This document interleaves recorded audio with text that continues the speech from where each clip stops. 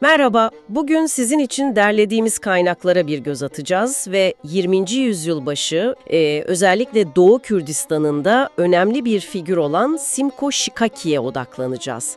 Kendisi Şikak aşiretinin lideri. Evet, İsmail Ağa Şikak olarak da bilinir. Amacımız bu karmaşık tarihi kişiliği, İran merkezi otoritesine karşı verdiği mücadeleyi elimizdeki bilgiler ışığında biraz daha yakından anlamanıza yardımcı olmak. Kesinlikle. Elimizdeki metinler Simko'nun yani 1887 Urmiye doğumlu İsmail Ağa'nın hayatını, özellikle babası ve ağabeyinin İran yönetimiyle yaşadığı trajik olaylar sonucu nasıl bir yola girdiğini anlatıyor. Bu olaylar onu çok etkilemiş anlaşılan. Evet, motivasyonları, hedefleri, savaşları, kurduğu ittifaklar, bazen değişken ittifaklar bunlar tabii. Oldukça detaylı bilgiler var.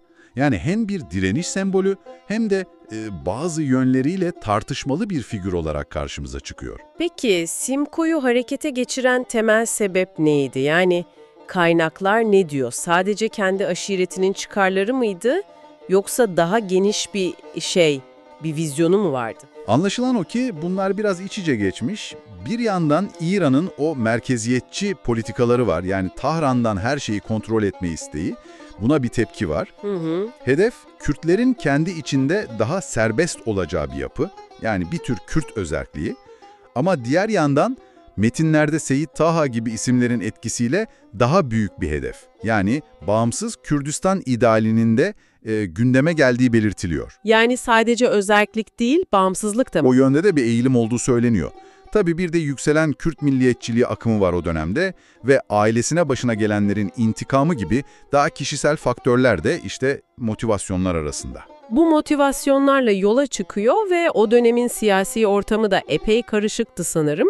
İran yönetimiyle ilişkisi nasıl tam olarak? Mücadelesinin odağında hep İran var.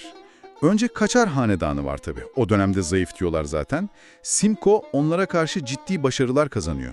Hatta 1918-1922 arası Urmiye ve çevresinde yani bayağı fiili bir kontrol sağlıyor. İran ordusunu birkaç kez yeniyor. Ciddi bir başarı bu. Kesinlikle. Sonra İran'da yönetim değişiyor, Pehlevi rejimi geliyor. Rıza Han yani. Ülkeyi modernize etmeye çalışıyorlar falan ama Simko ile çatışmaları devam ediyor. Yani rejim değişse de Simko'nun direnişi bitmiyor. Peki İran dışında kimlerle temas kurdu? İttifaklar aradığından bahsettiniz. Evet, oldukça pragmatik davrandığını görüyoruz. Mesela Birinci Dünya Savaşı sırasında Ruslarla işbirliği yapmış. Osmanlı güçlerine karşı savaşmışlar birlikte. İlginç. Sonra Ruslar bölgeden çekilince bu durum Simko'nun gücünü daha da arttırmış aslında. Başlangıçta Osmanlı'nın ittifak teklifini reddettiği bilgisi de var metinlerde. Bir de Tebriz merkezli Azadistan hareketi var, Hiyabani liderliğinde. Onlarla da temas kurmuş. Ama tam bir birlik sağlayamamış galiba Kürtler arasında. Evet, maalesef. Diğer Kürt aşiretleriyle hem ittifaklar yapmış hem de rekabet yaşamış. Yani bütün Kürtleri tek bir çatı altında toplamak o dönemde pek mümkün olmamış. Çıkar çatışmaları, rekabetler devam etmiş. Anlıyorum. Kaynaklarda bir de Simko'nun mirasını belki de en çok tartışmalı hale getiren bir konu var. Asurilerle yaşananlar.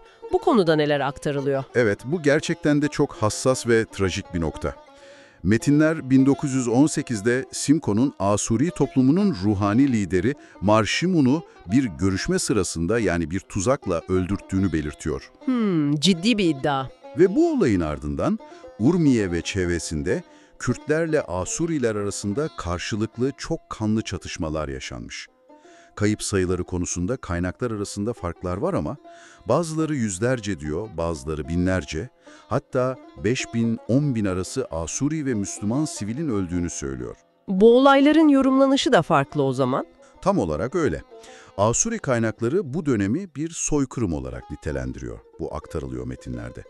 Diğer bakış açıları ise olayları daha çok bölgesel bir güç mücadelesi, yani etnik ve dini gerilimlerin tırmandığı, karşılıklı misillemelerin yaşandığı bir trajedi olarak yorumluyor. Ama ne olursa olsun bu olaylar Simko'nun eylemlerinin en tartışmalı yönü ve bölgede derin yaralar açmış. Tüm bu mücadeleler, ittifaklar, çatışmalar, sonuç ne oldu Simko için? Hikayesi nasıl bitti? Sonunda askeri olarak yenildi. 1922'de Rıza Han komutasındaki İran ordusu, yani daha organize bir güç karşısında tutunamadı ve Irak ile Türkiye tarafına çekilmek zorunda kaldı. Kaçmak zorunda kaldı yani. Evet, 1926'da tekrar İran'a dönüp bir isyan denemesi daha yapıyor ama bu da başarısız oluyor. Acı sonu ise 1930'da geliyor. İran hükümeti onu barış görüşmesi bahanesiyle Uşnu kasabasına çağırıyor ve orada pusuya düşürülerek öldürülüyor. Bir tuzakla yani. Maalesef öyle bitiyor hikayesi. Peki geride nasıl bir miras bıraktı? Bugün nasıl anılıyor, nasıl hatırlanıyor? İşte burada yine ikili bir durum var. Kaynaklar pek çok Kürt için onun İran'a baş kaldıran bir ulusal kahraman olduğunu, hatta kimilerinin onu Kürt nasyonalizminin babası olarak gördüğünü belirtiyor. Ona atfedilen sözler de var galiba. Evet, biz Kürtler ya özgür yaşarız ya da ölürüz gibi veya İran devleti kabul etse de etmese de Kürtler otonomi hakkını istiyor gibi sözlerin ona ait olduğu söyleniyor. Bu da tabii kahramanlık algısını güçlendiriyor. Ama bir de madalyonun diğer yüzü var dediniz. Aynen öyle. Eleştiriler de var. Aşiret çıkarlarını ön planda tuttuğu, yöntemlerinin sertliği, özellikle Asuri meselesinde yaşananlar ve tüm Kürtleri birleştirememesi gibi. İsyanı kısa vadede İran merkezi otoritesini sarsıyor evet ama bastırılınca İran'ın bölgedeki kontrolü daha da güçleniyor aslında. Ama şunu da eklemek lazım, Simcoe'nun mücadelesi kendisinden sonraki Kürt hareketlerine, mesela Mahabat Cumhuriyeti gibi girişimlere ilham kaynağı olmuş, bu da bir gerçek.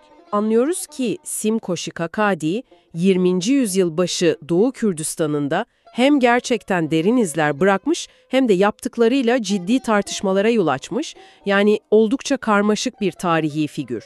Onun hikayesi, o dönemin güç mücadelelerini, filizlenen milliyetçilik akımlarını ve bölgenin o hassas etnik yapısını anlamak için bize önemli ipuçları sunuyor. Kesinlikle. Belki de Simcoe'nun öyküsü size şunu düşündürebilir. Yani tarihi bir figürün mirası farklı topluluklar tarafından zaman içinde nasıl bu kadar farklı, hatta zıt şekilde yorumlanabiliyor?